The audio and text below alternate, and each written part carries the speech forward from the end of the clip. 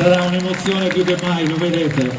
Salvatore Siotto, fratello di Michele. Salvatore, i bicchieri ci sono, per te lo verso io, guarda, questa volta a te lo verso mentre arrivano gli amici del coro. E qui ovviamente il momento è ancora più, credo, emozionante, più toccante, non so come dirlo, sono riuscito a non rovesciarlo. Guarda. Ti chiedo di avvicinare il microfono. Buonasera a tutti, beneveni. Spero non mi si rompa la voce dall'emozione, cercherò di fare del mio meglio. Sono sicuro che ce la farai. Intanto voglio cominciare ringraziando tutti quelli che hanno lavorato economicamente, fisicamente e anche tutti coloro che sono venuti per rendere omaggio la piazza è veramente questa piena. Serata che tanto abbiamo voluto, la moglie, i figli e tutti quanti noi. Grazie di cuore per davvero.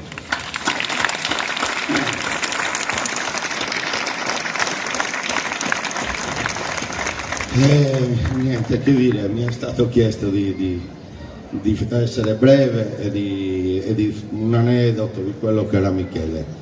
Chiaramente io ne ho tantissimi, avendo vissuto per 50 anni assieme. Mi piace ricordare il coraggio di Michele. Michele era per davvero coraggioso. Il coraggio viene a chi è forte fisicamente, quindi se la sente di affrontare battaglie fisiche e mentali. Lui da questo punto di vista qui è stato veramente un grande.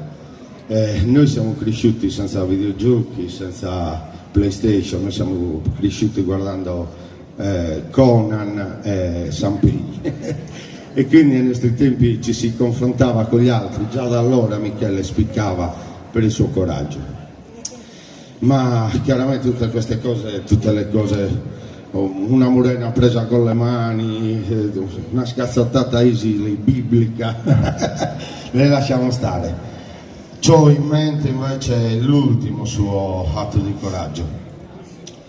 Quando era all'hospice, proprio agli ultimi giorni, sapevamo tutti che purtroppo erano gli ultimi giorni, è stato male, stava rientrando dal bagno ed è caduto.